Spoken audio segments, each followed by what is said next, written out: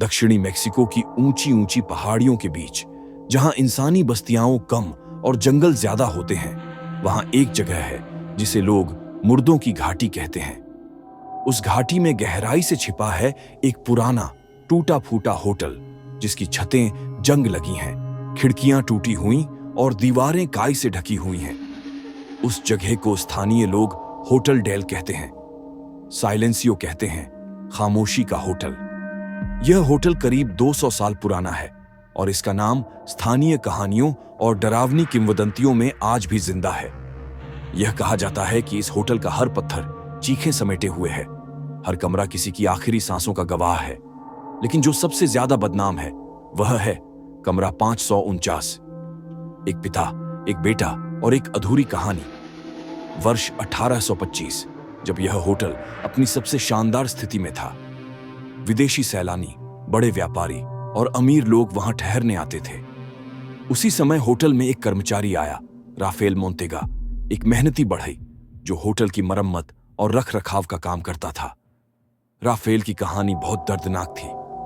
उसकी पत्नी मारिया का देहांत माथेओ को जन्म देते वक्त हुआ था।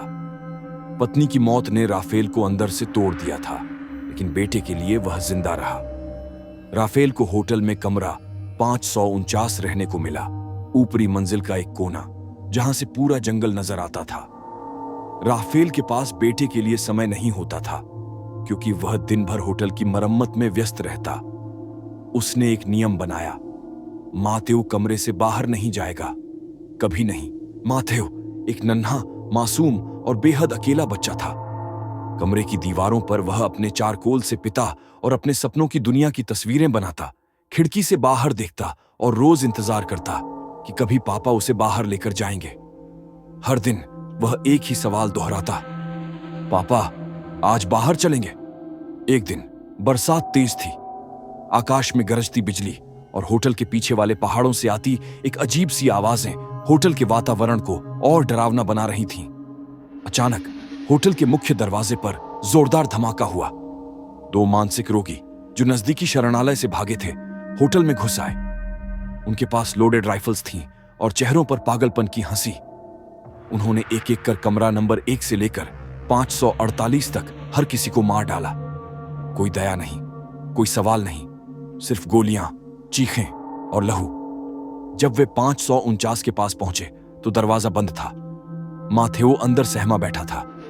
उसने दीवार पर बनाई एक नई तस्वीर को निहारते हुए कहा, पापा आज तो देर हो गई, आप आएंगे ना?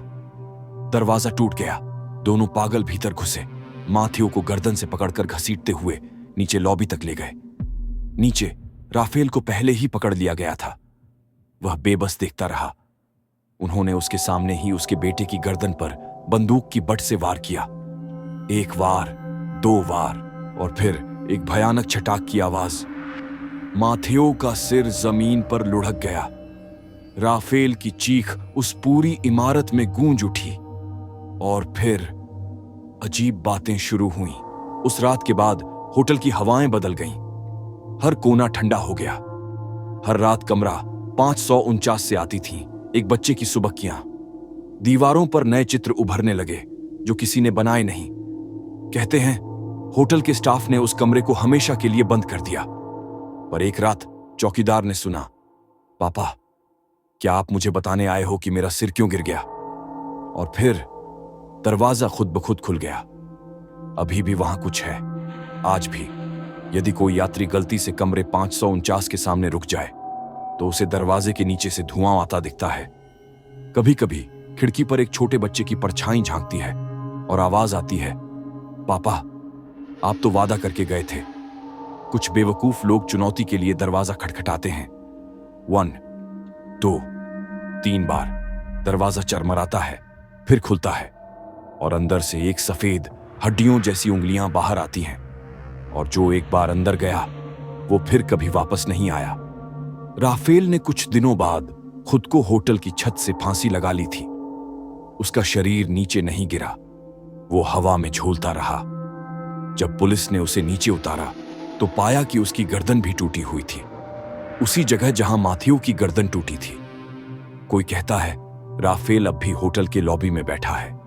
और हर उस आत्मा का इंतजार करता है जो उसके बेटे के पास भेजी जाए। और माथियो, वो आज भी दीवारों पर वही सवाल दोहराता है, पापा, मैंने क्या गलती की थी? क्या आप होटल डेल साइलेंसियो के पास जाने की हिम्मत करेंगे? और अगर कभी आपने कमरा 549 का दरवाजा खटखटाया तो याद रखिए, कुछ सवाल ऐसे होते हैं जिनके जवाब जानने की कीमत जान से चुकानी पड़ती है।